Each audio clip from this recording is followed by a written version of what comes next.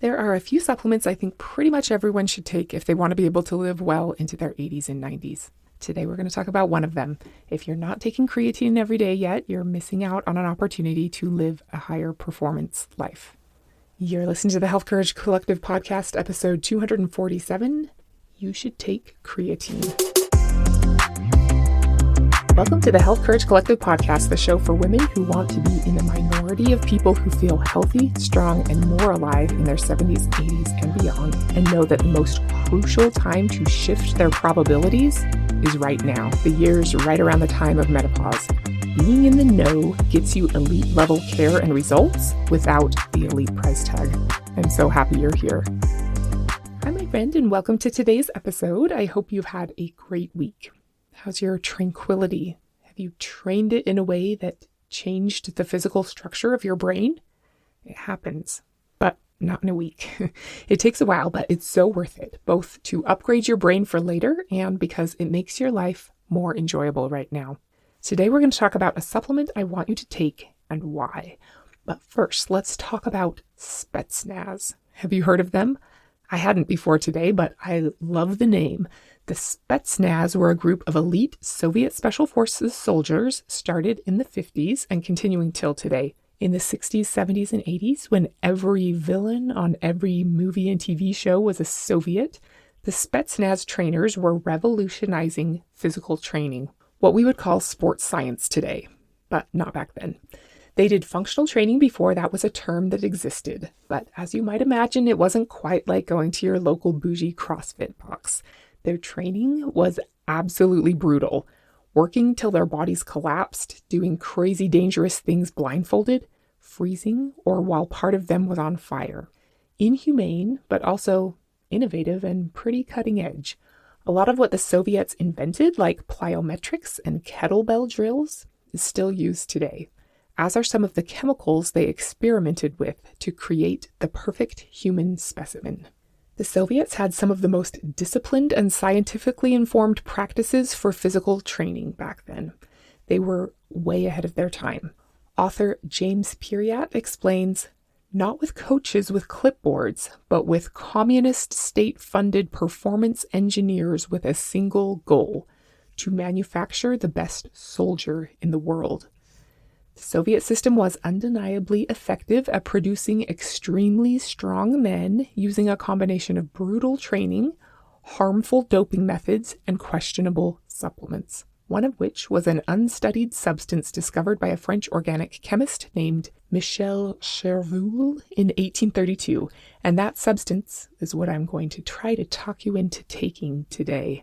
Are you ready? It's called creatine, and it can work as well for you as it did for the Soviets. And you don't even have to get hit in the abdomen repeatedly with a sledgehammer like you would if you were in the Spetsnaz. Nice. Okay, so I've never done an episode about creatine before because I've felt like it's pretty obvious and basic, and everybody's talking about creatine these days. So why be another one of those people? But I've talked to several people in the pharmacy lately who just heard about creatine for the first time and they had some questions. So even though I purposefully try not to talk about the same things that everybody else won't shut up about, I'm making an exception for creatine because I don't want you to overlook or ignore it and miss out on its ability to provide your cells with what they need to operate at above average levels as they get older. If you don't take creatine yet, it's time to make an exception and do what everyone else is doing and hop on the creatine bandwagon. Slava Rossi. That means glory to Russia. Okay, so we've talked about the Krebs cycle before. I don't remember in which episode, but I remember saying that there would be a test at the end, which there was not. Oh, I bet it was a couple hundred episodes ago in one called Love Your Mitochondria, right at the beginning. The Krebs cycle is fabulous. The quick and dirty of it is that you need energy to not die. Cellular energy comes in the form of a molecule called ATP, adenosine triphosphate. That's our energy source. When ATP is used to jump or swim or roll your eyes at your teenager or stay warm or grow eyebrows, ATP becomes ADP, adenosine diphosphate, and the electron transport chain has to send electrons through to put another phosphate on that ADP to make it back into ATP again so that you can fidget in your chair and not die. Creatine acts as kind of a backup battery by storing phosphate groups as phosphocreatine in your cells, ready and waiting to be put back on an ADP as soon as you do something that takes a lot of quick energy, like running and ducking beside the side of your house so your overly chatty neighbor doesn't see that you're taking out the garbage. It helps your ADP turn back into ATP faster, which means a higher power capacity for you, like literally, because that's what power is, capacity to do work. Creatine is best for short bursts of power. It delays your time to fatigue from doing high-intensity work. If you want greater power, you want more creatine in your life. The first hints of this awesomeness came around during the Cold War, and then animal research from the 70s through to the 90s showed that creatine does, in fact, enhance muscles in animals. So physicians with patients with muscle-wasting diseases like Huntington's, muscular dystrophy, and Parkinson's started using it for their patients. And athletes, especially bodybuilders, started using it to gain an edge. And it worked. What started out as a fringe idea from Soviets in the Cold War turned into standard practice. And by the 1996 Olympics in Atlanta, 80% of the athletes said they were using creatine. If you ever only learn one thing from me about aging at an elite level, I hope it's this. The number one thing that will make your life better in your 80s is having more muscle mass. The more muscle you can put on now and hang on to for the next 40 years, the more independent you will be, the less likely you will be to have insulin resistance. And the less insulin resistance you have, the lower your risk of dementia, heart attack, stroke, cancer, poor immune system function, and everything else that will make you stop living before you die. And you don't need a reminder from me that being independent and strong determines what experiences you'll be able to have, your ability to help others, and your mental health. Focusing on your muscle health, strength, and volume should be one of your tippy-top health priorities. And creatine can help you. It can help give you a little more oomph to do a little more work in the weight room, which translates into a little more strength. And compounded over time, that leads to the kind of life you're hoping to have in your 80s and beyond. For real. Give your muscles the gift of demanding that they do hard things, along with the gift of creatine to help them achieve a little more than they could without it. Muscles are magic and reason enough to add another supplement to your day. But the story's not over there. Part of the reason that people are all going nuts for creatine now is that more studies are coming out showing that your muscles aren't the only parts of your body that use energy. Who knew? There have been some studies talking about creatine directly affecting bone strength, which I think it's pretty hard to disentangle from muscle strength. Stronger muscles doing more work increases your bone strength. But the main thing that's being proven over and over is that creatine helps supply an energy boost to your most energy-hungry organ, your brain. Even if you're just mindlessly scrolling or watching a reality show like Farmer Wants a Wife. Have you seen it? I would much rather be the wife of an avocado and finger lime farmer than the soybean farmer. Just saying. Your brain sucks up about 20% of your total body ATP. When your available ATP or energy drops, your brain power, focus, memory, and mood drop with it. Functional MRI studies show that creatine supplementation does, in fact, raise brain creatine levels and improve reaction time and working memory. I'm going to say that again. It improves reaction time and working memory, especially under sleep deprivation. Many studies show that older adults who take creatine have better memory and attention, like 10 to 20% better short-term memory. That's a lot. One study also showed that 5 grams a day of creatine supplementation, in addition to antidepressants, improved depression 30% more than the antidepressants by themselves. 30%. That's a lot of untapped potential to help with mental health. This part hasn't been studied in humans yet, but in animals, creatine supplementation increases BDNF. BDNF, which stands for brain-derived neurotrophic factor, is like fertilizer for your brain. It helps you make new connections. Having more neuronal connections, faster processing speeds, better working memory, and better recall is another way of saying being smarter. Creatine does that, and smart people know that the main driver of aging is your mitochondria. Mitochondria power your cells and do a lot more, including determining how quickly you age. Creatine helps supply your mitochondria with the phosphate they need and reduces oxidative stress within the mitochondria, keeping them a little healthier than they would be without it. Anything you can do to improve the health of your mitochondria improves your aliveness and longevity. But what even is creatine and where does it come from? I'm so glad you asked. It was first discovered in 1832 as part of muscle meat. While the creatine powder sold as a supplement is synthetically made by reacting sodium sarcosinate and cyanamide under high heat and pressure in the lab, your body makes around a gram of creatine a day in your liver, kidneys, and pancreas. Men synthesize more of it than women. Sort of unfair, but also means women probably benefit more from supplementing with it than men do. So it's made in your liver, kidneys, and pancreas, but it's mostly stored in your muscles. Ready and waiting in case you start doing thrusters or sled pushes or something. Supposedly, a 150-pound man has around 120 grams of creatine hanging out in storage in his body at any given time.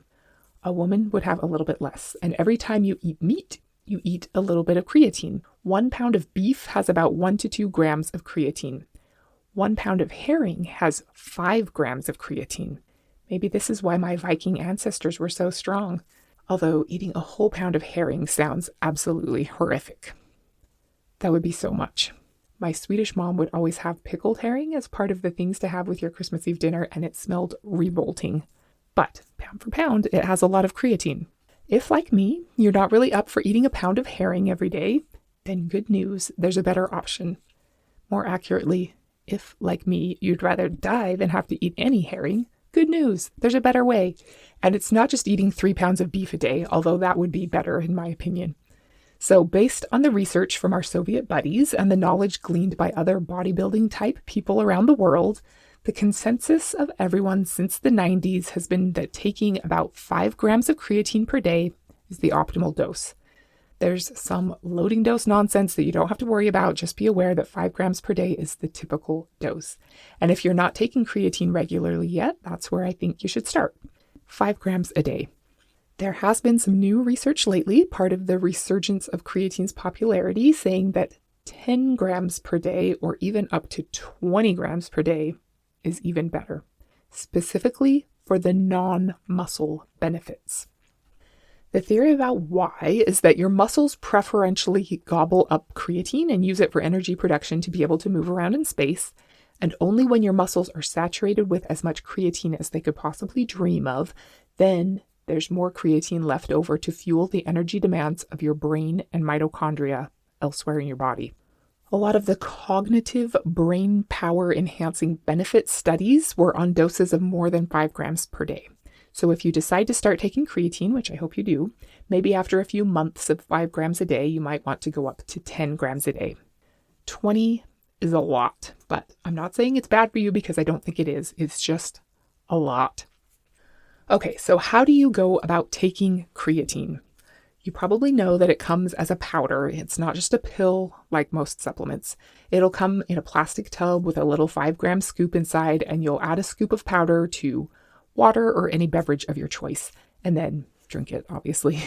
You can stir it into water or have it be an additional 5 grams of powder in your protein shake when you mix that up. Or if you do green smoothies or juice or whatever, put it in there every day. I had heard sometime in the past that you can't leave your creatine mixed for too long before you drink it or it becomes ineffective. I always thought that as soon as you mix it, the clock starts ticking and you've only got like 20 minutes to drink it or something. But I was wrong about that. In your body, creatine breaks down into a waste product called creatinine. You might have heard of creatinine being measured in blood tests. I spend a lot of my time at one of my jobs looking at patients' serum creatinine levels as a proxy to get an idea of how well their kidneys are working. We call it creatinine clearance so that I know how to adjust their IV antibiotic doses if needed. And one of my pharmacy students gave me a Valentine this year that said, "I must have a slow creatinine clearance because I just can't get you out of my system." So nerdy clever, something only a pharmacist would find charming. Anyway, it's true that after you mix your creatine into your beverage in a shaker bottle or with a whisk or whatever, it does start breaking down into creatinine in the liquid after a while, which will not power up your brain or your muscles. But the process is slow and it takes a long time, like over an hour to start breaking down and overnight to become significantly degraded. So you can add it to a beverage you just sip slowly throughout the day, but adding it to a cool beverage makes a suspension. Particles suspended in liquid like a snow globe. So if you were to do that, you'd have to repeatedly shake it up before you drink it, which could be annoying. Creatine doesn't raise your insulin or otherwise break a calorie fast, so you could still take it while on a water fast. But if you want to maximize the amount of creatine from your supplemental powder, making it to your muscles, taking it at the same time as something that does increase your insulin helps. Muscles like sugar. Taking creatine with 20 grams of glucose, which is kind of a lot, doubles the amount of creatine taken up by your muscles. You don't want to consume things that raise your insulin very often, very much, because they will age you faster and increase your risk of all of the chronic diseases of aging. But if you were to have some carbs on your meal plan for the day, taking your creatine at that time might help you absorb a little bit more into your muscles, especially if you've just worked your muscles hard, which is the best time to be eating carbs anyway. Whey protein also boosts your insulin a little, so in a daily whey protein shake is a great time to take your creatine. And here's something interesting that I never knew before. I learned this from Dave Asprey. Creatine is almost always taken as a suspension, the snow globe we talked about earlier, but if you make it into a solution, you can absorb it a little bit better. Pretty cool, right? More pharmacist nerdiness here, suspension versus solution, but getting it to dissolve in your beverage instead of just being suspended in it might boost your absorption of it a little bit, making more creatine available to all of your cells. Maybe not enough to be bothered by doing it, but you can if you choose. Creatine will form a solution rather than a suspension in liquids around 140 degrees Fahrenheit. Studies show 120 to 140, somewhere around there.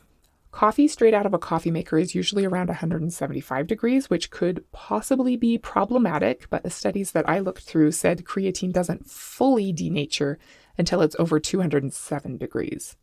Anyhow, if you drink a hot beverage every day, maybe let it cool a little bit from scalding down to just kind of hot, and then stir in your creatine. It could be a good option for you. Okay, so you know your dose. Start with 5 grams a day. Consider going up to 10 grams a day after a while if you feel good. Maybe even 15 grams a day later down the road. If you were increasing the dose, I think you'd be better off doing 5 grams twice a day or 5 grams 3 times a day rather than trying to take it all at once. Some people do have a little gastric distress when they first start taking it. Chugging 20 grams at once will for sure make that worse. Plus, you might not absorb all of that creatine at once. We don't know for sure, so I think it's better to space it out. It's also important to get enough water when you take creatine. So taking a big dose would mean taking a lot of water, and that could kind of mess things up. So 5 grams with quite a bit of water in the morning and 5 grams with quite a bit of water in the evening would be better. Okay, and you know what to dissolve it in. Now, a question I'm frequently asked is, what kind should I get? What brand is the best? How do I know what's good? This is one of the best things about creatine. There are some other supplements that I totally love, and they can do some fabulous things like urolithin A, but they're super expensive, and you can really only trust 1 or 2 suppliers to provide a quality product. Not so with creatine. It's like around $30 for a 4-month supply, and you don't have to be persnickety about what brand you buy. There's a brand called CreoPure that a lot of the creatine studies used. That's a great one, but you don't have to get that one. It's more granular like sugar. The brand I use mills that down, so it's a finer powder, which I appreciate. Just look on the label and make sure that it doesn't have any added flowing agents or fillers or flavors, unless you want a flavor, I suppose, but that seems like a drawback to me rather than a feature. I just buy mine at Costco. It's the brand Optimum Nutrition, which I only picked because I picked up the jar and read the back. Ingredients: creatine. Perfect. Nothing else in there. There's even a new intranasal creatine product being studied to see if it will help more with brain function, which sounds kind of weird to me, but interesting. Back during creatine's first day in the sun in the 90s, there was a lot of hubbub about buying creatine phosphate, which was much more expensive instead of creatine monohydrate, but we can all benefit from the people who paid extra because we now know that creatine monohydrate is just as good. There's also creatine HCl, which claims to be gentler on your GI tract. So if it does cause GI upset for you, you could try the creatine HCl. Most people don't really have much of a GI problem with creatine, so don't be super scared, especially if you take it with enough water.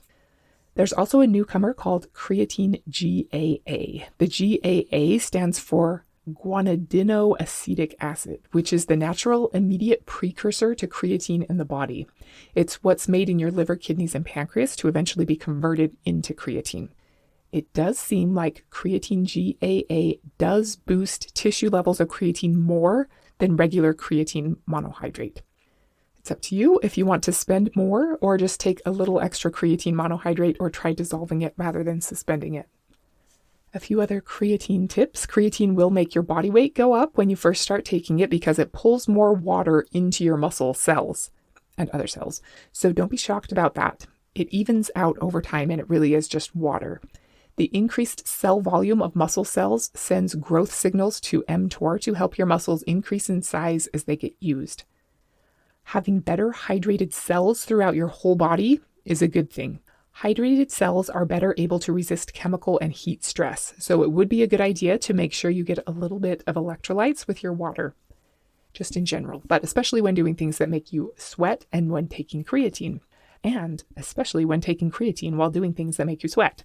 Creatine also helps with antioxidant activity that protects your cell membranes, which is pretty cool. It also might help you be a little less sore after high-intensity workouts. And since it's sort of a backup power supply, people who take at least 5 grams on the days they travel across time zones say that they have less jet lag, more energy, and fewer sleep disturbances. And people with hangovers report a 50% reduction in headache and brain fog when they take 5 grams of creatine.